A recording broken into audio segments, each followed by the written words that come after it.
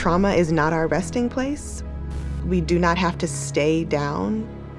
We need to dismantle doing it all and calling it love. So my introduction to you was in the social impact course in the brand storytelling world, and the film Black Boys and the work of Never Whisper Justice. But I feel like being introduced there probably misses a bunch of your journey. So I'd love to sort of go back and start with, where did you sort of discover a love of storytelling and what story can do in the world? Yeah. So I grew up as a military brat. I was born in Texas, moved to Germany, Hawaii, grew up mostly in the Southern California area in Santa Barbara. And at a very early age, picking up, moving, having to establish yourself in new surroundings and make friends, it was very arduous, very difficult, right? And so the ways in which I found myself making friends mostly were in two ways. One, through basketball, which I was pretty decent at. NBA dreams were cut short, but it's all right. And then the other one was really through kind of stories, or through stories and specifically movies. And so my parents, I'm one of four, so it's a pretty big family. We had a very modest background, I would say. But what my parents did splurge on for us as children was food and movies. I remember being mad because my parents would take an hour and a half in Blockbuster while we waited in the car, parking lot, just baking, you know what I mean? And then finally coming out with 6 different movies that we would watch all weekend and, just kind of dream up narratives in the backyard and then come to school with those same kinds of conversations. And I feel like that really provided me kind of an entryway into just making friends and understanding myself, and also having something that I could, some way of being able to make sense of life around me as it was consistently changing. Fast forward to, I would say, my collegiate career, I ended up going to school for marketing. So at the time, I was into sociology, was also into, potentially actually making a living. So I was like, okay, you know what, let me do this. And after I came out of college, my first thought was, I'd love to do the Mad Men of the West Coast thing and work at an agency. I thought that was the end all be all. And so I applied to every single agency you could think of. So, BBDO, 72 and Sunny. I did all of these different handwritten, cover letters, just trying to did a lot of research, wanting to figure out what the values of these organizations were, how to express my creativity, but really kind of conform myself, I would say, to this thought of what I felt it meant to contribute as a storyteller. Needless to say, I got 0 replies, none at all. And I didn't have the understanding that you kind of gotta know somebody, you know what I mean, to make that happen. And these are very coveted positions, of course. And so, from there, I did get, I ended up working for a small boutique agency called Outward Media in West Hollywood on Sunset and Doheny. As an account manager, so not on the creative side at all. But at that point in my life, that's where, there was really this inflection point around, I would say, whether my interest in storytelling was going to expand in a way that was a little bit more in alignment with my value system, or if I was going to kind of go on a more traditional marketing track. And so that's where I was at. What did you choose? And I feel like the answers are relatively obvious based on where we're sitting. But what went into that decision? Yeah, so at that point in time, it was a major inflection point where I knew I wanted to be creative, but I hadn't gotten my reps in. And so ultimately, I decided to do something that I was very afraid of, which was getting certified in music production at the Garner School of Music in Los Angeles. So that was my first foray into the arts, is what I would say. And then the other thing that I started to do is I really wanted to find a way in which to create, meaning with my work, and not just through the end product, but also with how I was living and how I was understanding people in my community around me. And so I started volunteering at this foster youth organization in Compton called Peace for Kids as well. And kind of through both of those experiences, I didn't know it at the time, but I think that the foundation for Never Whisper Justice was really starting to kind of come through. And so this part of the story takes a kind of random trajectory, but I was sent to Albuquerque, New Mexico, of all places, to give a keynote on email marketing and online advertising, just very, straightforward or dry stuff. And while I was there was another keynote speaker who was speaking about her film that was about modern day school segregation, how it was picked up by Ava DuVernay, syndicated through Netflix, and how she was in the early stages of ideation for another film that centered the experiences of young Black men in America at the intersection of sports, mass incarceration, and education. And I looked at her and said, wow, you're doing phenomenal work. Let's have a conversation. And that happened to be Sonia Lohman, who is the director of the first film that I got to produce, entitled Black Boys. And so through that experience, I got to work with, a number of amazing educators, activists, filmmakers, ultimately who not only knew, I feel like, had this strong understanding of their contribution to the world around them and to the community, but also knew the power of their narrative, their personal narrative and their story and what words can do.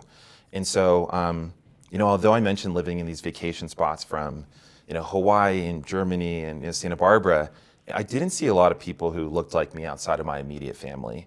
And so through this chosen family, I really felt the sense of belonging that was not only just translated in the work that we were doing collectively and what I was feeling internally, but also on screen, which is something that was just so amazing for me. And so fast forward to 2020, we were one of the first few Black films to premiere on NBC Peacock, which was really exciting when they launched. And we really wanted to find a new way of preserving this effort in storytelling. And so we decided to incorporate as Never Whisper Justice formally. And now we focus on both our long-form feature documentary films, but we also do purpose-driven campaigns with brands in working with them to really refine their narratives for reaching multicultural demographics, but in a way that's rooted in their economic drivers and then also sustainable as well. I want to take a quick step back and then we'll dive a little deeper. I feel like a transition point for a lot of people is when they kind of do something hard or do something out of their comfort zone. And one of those is often volunteering. And so I'd be curious, when you decided to go like, I want to go spend time here, what were some of the learnings you took away from that really stayed with you in a way that maybe like the marketing work and the education side of things didn't? Yeah. I will definitely say having a definition of service, I feel like, is something that has always been instilled with me from a young age. So I mentioned my dad being in the military, but my dad was also a pastor.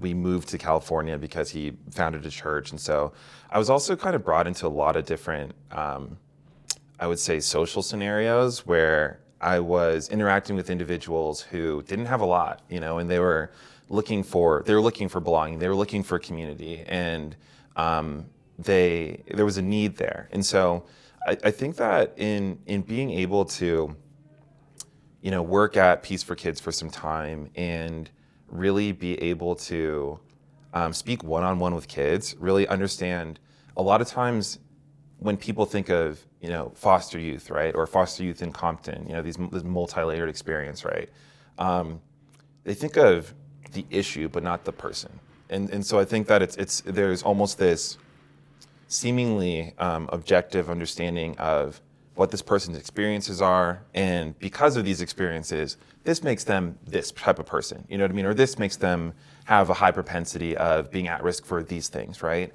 And I think that being able to really engage with children, and that level of just innocence and the level of curiosity and the level of excitement around dreams and hopes, outside of that element of like issue thinking really gave me a nuanced sense of a need that wasn't being met, even prior to being invited into Black Boys as a film. And I felt like a lot of the lessons that I learned in the context of working with these children, whether it was working with them on their homework or teaching them how to make beats or something like that, it really kind of transferred over into how we were able to create a narrative that was focused on the humanity of young Black children, and also in an asset-based way that isn't incredibly issue forward. It really allows the ability to focus on what's on the other side of us solving these issues, what's on the other side of us being able to create these platforms for advocacy,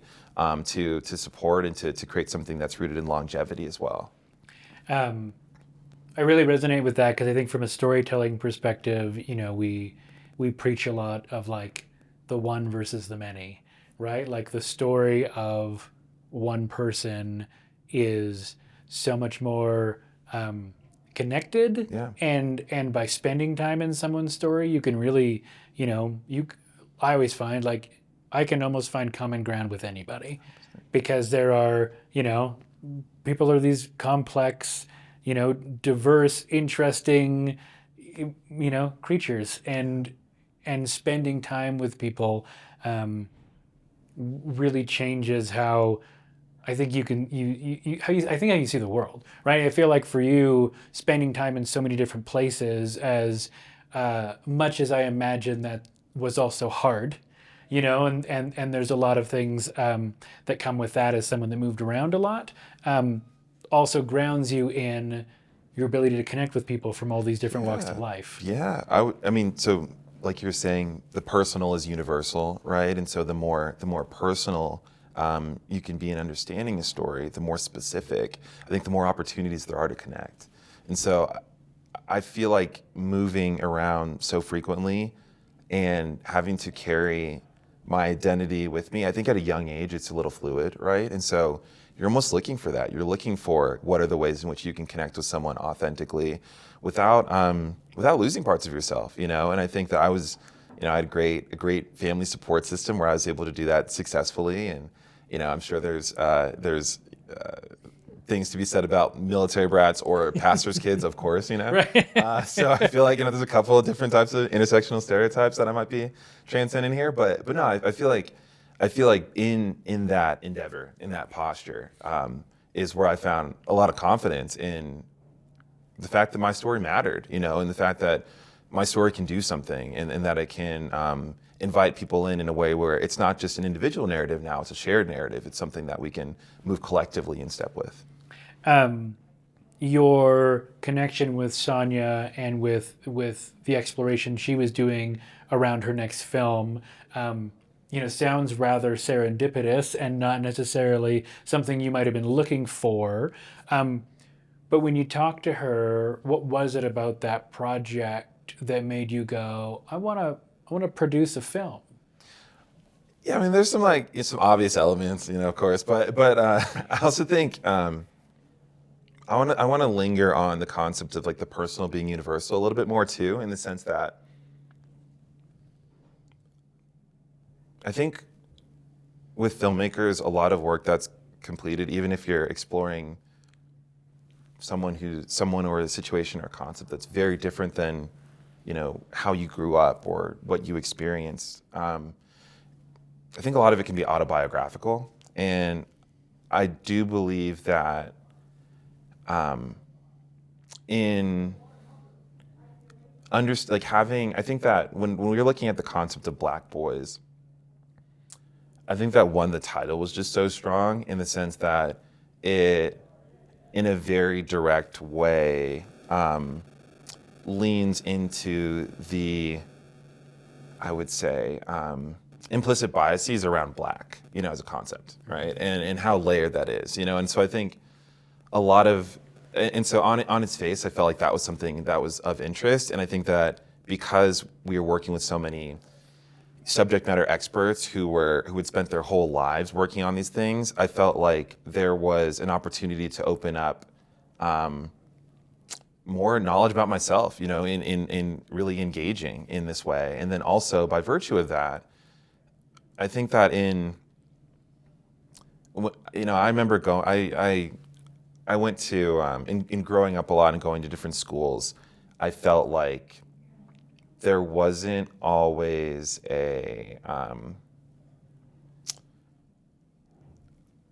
I feel like although had become very adept at being able to adapt to situations, I think that the preservation of identity wasn't always a focus, nor was it something that was affirmed or centralized in the predominantly white institutions that I lived in.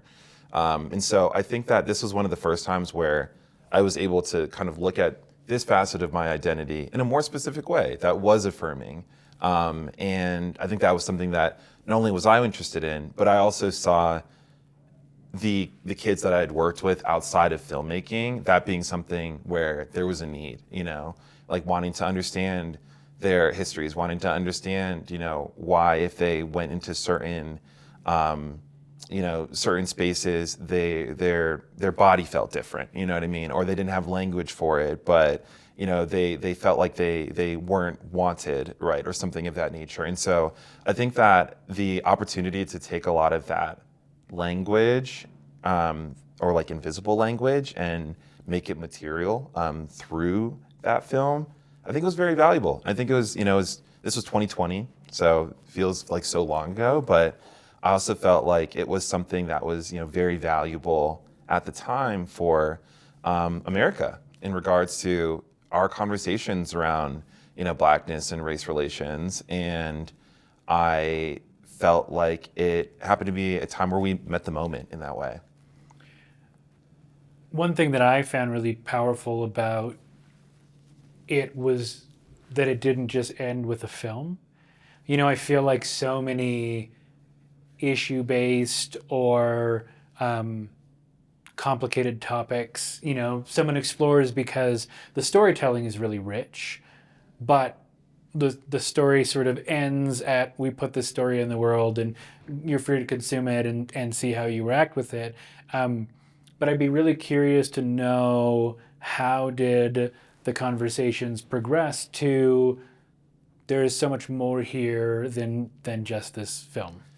Yeah, I'll have to say, shout out to Chad Williamson, one of the co-founders of Never Whisper Justice, who, one of his earliest experiences within the context of, film and education was it was Spike Lee's When the Levees Broke, and this documentary film that he did specifically on Hurricane Katrina. And alongside that documentary film, he also created like these episodes and modules where you can watch the film, but then also dive deeper into the concepts, and the conversations and the real world impact. And so as an inspirational point, we took that concept and we decided, okay, how can we apply this to Black boys? And we did the same thing with our second film, Black Girls. But we took the film, broke it down into episodes and modules, and we created like a learning management system, and we ultimately provided that to Minneapolis Public Schools.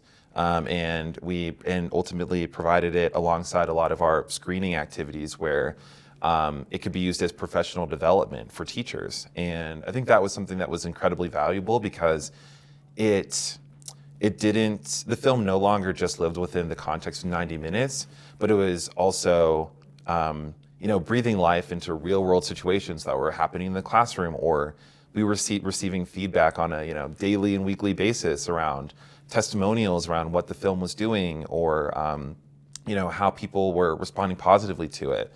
In addition to that, we were also very fortunate to be approached by Procter & Gamble to do a campaign on increasing graduation rates as well. And what we did is we provided the film to, we brought in the NFL players. We had NFL players, and I think it was, a handful of different states, watch the film with children, talk about the themes, and to kind of see, I think that was a very formative moment in our evolution because we were able to see this brand engagement where there wasn't an interest in conforming what we had done or who we are or what we believed into a direct sales need at that time, but more of how can we align around a shared value system that's rooted in education and rooted in closing these gaps for these children who need it most. What did you learn about yourself in making this film and the impact campaigns that followed? You didn't go into it as a filmmaker. You came at it, from a human level and a marketer and a creative, but not necessarily a filmmaker. And I'd be curious, what did you learn about yourself, sort of diving in so deep and exploring this? Yeah. And that's specific to Black boys and that experience of Black boys, or just more generally? Or? More generally, I'd be curious what you learned about yourself as a creative through the process of Black Boys. Yeah. Because I find film, a lot of people don't realize how deep into a topic you end up going when you make a film. Yeah. Oh, right? Yeah. And so I'm curious for you, as that being your first, quote unquote film project, what was that experience like for you personally as you explored a topic that was also obviously close to you? Yeah. I feel like working on Black Boys was, I feel like it gave me another level of pride in the communities in which I identify with. I feel like it gave me language and history and understanding for what it means to, especially being now the CEO and co-founder of Never Whisper Justice, and being able to walk in a room and speak about connection and what it means to preserve communities and preserve history from a place of strength. And I believe that oftentimes, because I was able to collaborate both in the boardroom, but also on set and in community, and having those experiences inform how I look at the medium and what the medium has the ability to do. I feel like that really gave me kind of just a versatile way of even understanding media and its impacts. And so when I speak about media, or when I think about film, it's oftentimes much further than what's happening on screen, I would say. Now, I will say, as I'm developing and really maturing Never Whisper, we do not take craft for granted. There are individuals who have incredible work that I'm looking at copy, or whatever it is, or looking to mirror, and that takes so much work, and there's so many technical conversations about that. But I also think that having those experiences and being able to have seen people like a Vic Mensa, who talks about his intimate experiences of feeling like he didn't always accept his Blackness, or feeling like there was a moment where being biracial, there was a difficulty in kind of like finding that balance and that pride. Or individuals like Malcolm Jenkins, who created the Players Union, or the Players Coalition rather, with the NFL, and ultimately was able to advocate for, I would say, like positive community-based initiatives, despite some of the fear of retribution that had happened in the past, right? And so I think that there was something to being able to cultivate both my voice, but also cultivate a sense of, like, what does truth mean? What does honesty mean? And the last thing I'll mention is, I feel like as we were making Black Boys, and even as we went into Black Girls, when a lot of people think of the concept of justice, or you think of like whether it's social justice or different types of justice, I think sometimes it could be understood as something that's like difficult, something that's hard, something that, takes work, something that involves pain, or something that involves like retribution. And I think although sometimes like justice like can have some of those themes within it, one of my favorite quotes came from Martin Luther King Jr. by way of Cornel West, and it's justice is what love looks like in public. And so I also feel like there was this orienting principle around why I do what I do and like what we care about that film really allowed me to understand, and also understand all of the ways in which this medium has the ability to make an impact, and ultimately create a legacy. That first film sort of laid the foundation for Never Whisper Justice. How has that organization evolved, and what are you doing with it now as you continue forward? I know you mentioned Black Girls as well, so another film and a continuation of the story that way. But where does it go, and how does it continue forward? Yeah, so one of our main goals is creating an economic precedent for meaningful content, and specifically meaningful Black content and multicultural content. And so one thing that we noticed, especially when it comes to the craft of filmmaking, is it's influenced by so many things. I think, as we look at the world today, as we look at the industry rather, a lot of people speak of the industry as it's broken, right? And what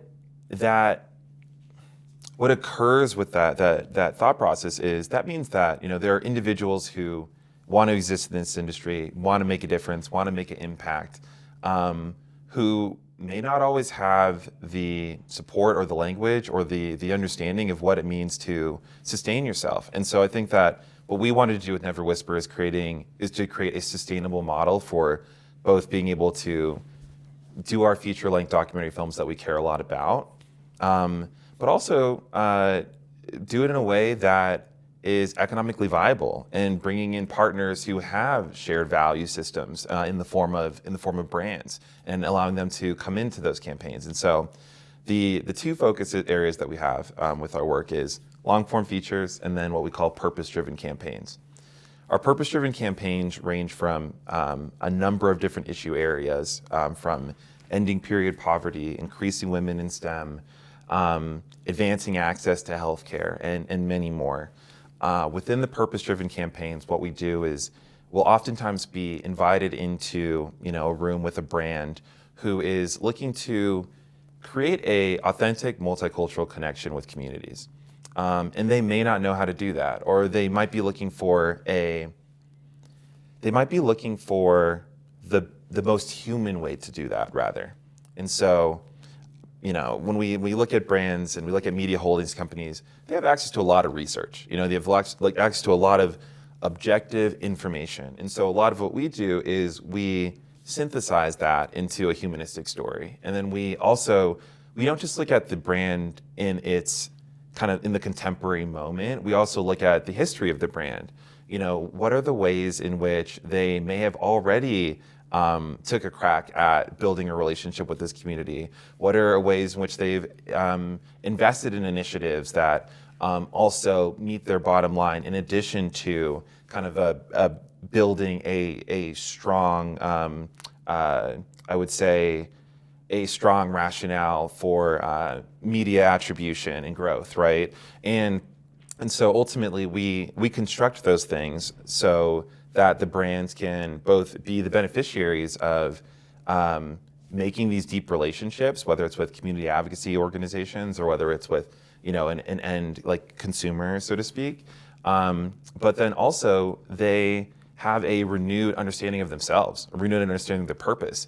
And I think that there is, within the work that we do, there's as much as an opportunity for brands to be able to kind of expand the way in which they have the ability to exist and make an impact, as well as be able to, meet their kind of like financial needs generally as well. I'm curious what's next for you on this journey? You know, you say we a lot, and your organization is doing amazing work.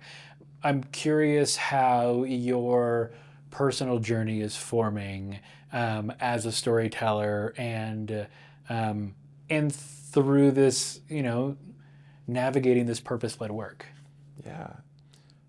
So most recently, I'd been living in New York for a few years, and I just moved back to Los Angeles or California, where most of my parents are, which has been great.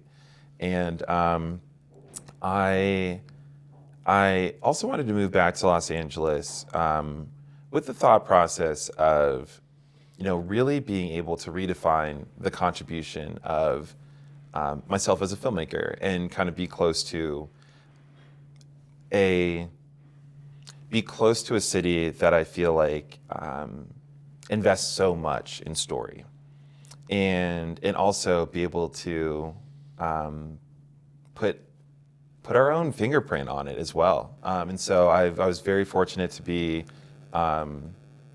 accepted to join the Producers Guild. I was very fortunate to be accepted to join the Television Academy, and I believe that where I'm at as an artist, as a filmmaker, as a creative, is aligning with individuals who have a shared language for justice, a shared language for impact, and a shared visual language, you know, when it comes to being able to tell the stories specifically of Black and multicultural communities. But also, I think the larger context to it is presently, when we think of, I've always been really interested in the concept of like systems transformation. And I think oftentimes, whether it's you're looking at activist groups or whether you're looking at, you know, corporations or government, I think when we talk about systems, a lot of times we don't think of systems as people, right? So for example, the government, it's 1 in every 26 people, right? Something like that. And so when there is a collective narrative, collective story, collective conviction that people feel and align with, that's when our systems change. And so I think that a lot of the work that I do, both, yes, I want it to be artful, I want it to be compelling, I want it to be resonant, I want it to, you know, do well. But I also want there to be that collective feeling of, oh, like, I feel like I have agency in maybe my life or maybe in the way in which I can make an impact and make a difference. And my goal is to align with individuals, institutions, you know, corporate, educational, government, or otherwise, that have that same shared vision and are interested in making that happen. From a filmmaking perspective, I want to ask you a question, because so often we get to sit down or we hear from directors or we hear from brands, but you're a producer. Yes. From your perspective, what is a producer's role in creativity, and how do you carry yourself in that role? Yeah. So I would say that the producer's role in creativity is being able to respond with enthusiasm to the potential of others. And ultimately, being able to both find the individuals who have shared alignment with the story that you're wanting to tell, and that takes relationships. That takes both knowing their capabilities and having a deep appreciation for those, but also knowing what moves them, knowing what drives them. Whether it's a director, whether it's a gaffer, you know, whether it's an editor, right? And you know, I'll say even so on our most recent film, Black Girls, we had 4 different editors on Black Girls, right? And each of them brought a different lens, a different framework, a different approach to the work that we were doing.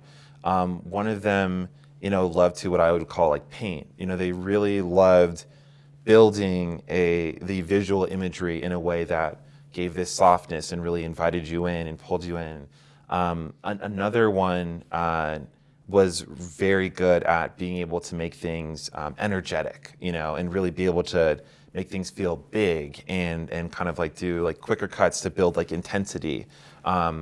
Another one was a little bit more focused on the story, right? Like I think that there was this individual, phenomenal supervising editor. Her name's Sabrina Schmidt-Gordon. She actually just had a shortlisted doc. It's called Seeds. It's just so good.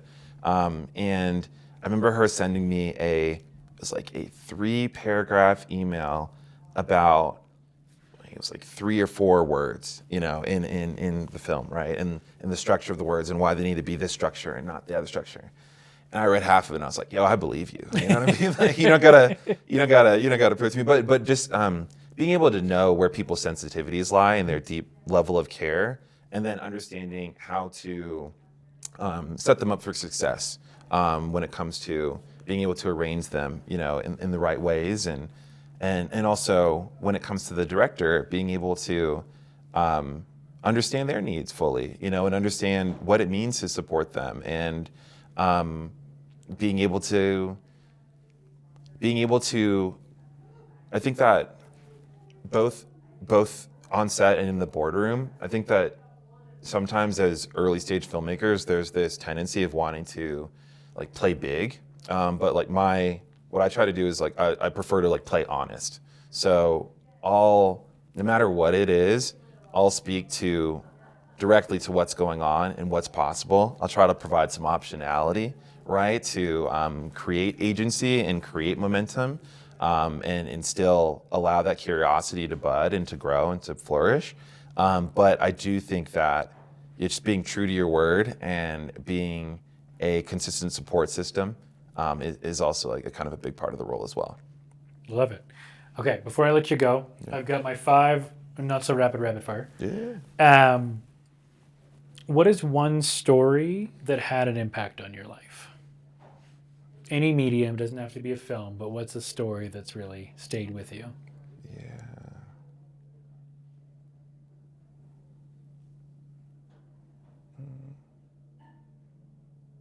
I think so. There's I mentioned that family was in the military. Mm-hmm. A little bit about that. I'm what I'd call like a first generation filmmaker. So prior to myself, all the men in my family were in the military. For the reason being that they wanted an education, and that was especially whether it's the 60s or earlier. I think that was something that was a little bit more straightforward because of just like how little opportunities there were. Mm-hmm. But slightly before that, my great grandfather, who's out of Mississippi, he actually bought land in Mississippi because he passed for white. So he started off as a sharecropper, and then he was able to pass for white, buy land in Mississippi. And by the time there were all of these individuals who were up in arms because they found out a black man in Mississippi had bought land that still exists today, they realized how economically beneficial it was to the area, and they gave him a pass. Now, that's not a story that I feel like I've interrogated fully, but I do feel like it is one that has impacted me kind of at the core level when it comes to the cost of ownership, the understanding of your identity, and the ability to persevere irrespective of what realities are being placed on you. So that's one. That's amazing. What's one film you think everyone should watch? The Century of Self. Oh. Yeah, so it is a BBC documentary. It is about Edward Bernays, who's a descendant of Freud, and he's known as the father of public relations. Okay. I'm not going to spoil, but it is for anyone who, actually no, I believe everyone should watch it because at this point in time, we are all influenced by marketing and we're all influenced by messaging. And ultimately what this film shows is there's this concept called engineering consent, which was created by Edward Bernays. And what it was geared to do was to ultimately move Americans from consuming just based on community needs, but consuming based on psychographic wants and desires. And I feel like we're in a maximalist version of what that is today. So that's why. Yeah, the unfettered capitalism of 100%. It's the world. Yeah, there you go. Yeah. So it's super meta. It's long, it's black and white and whatever, but it's very good. Oh, cool. What's something you never leave home without? Chapstick. Chapstick? Yeah. It's a good one. Burt's Bees, a shout out. Brand sponsorship. There we go. Yeah. Where's an important place for you to go to find inspiration? Oh man, I am a homebody. I love my home. I love my desk. I have what's called before, when I was in the earliest stages of writing and producing and directing, before I even bought like a nice bed, I bought an output desk. And so an output desk, for those who don't know, is a desk where my piano comes out or my keyboard comes out. You know, it has a very good, sound environment. I have my Mac Studio and so on and so forth. And between having an output desk and a lot of natural light coming in, I love my home. I'm also a big black tea fan, so I'll do like black tea, wake up in the morning, just kind of be there, relax. It's a good time. I mean, it doesn't get much better than your place of inspiration being in your house. Yeah, it works well. Right? Yeah. Last one is, what do you think the most important skill for a storyteller to develop is?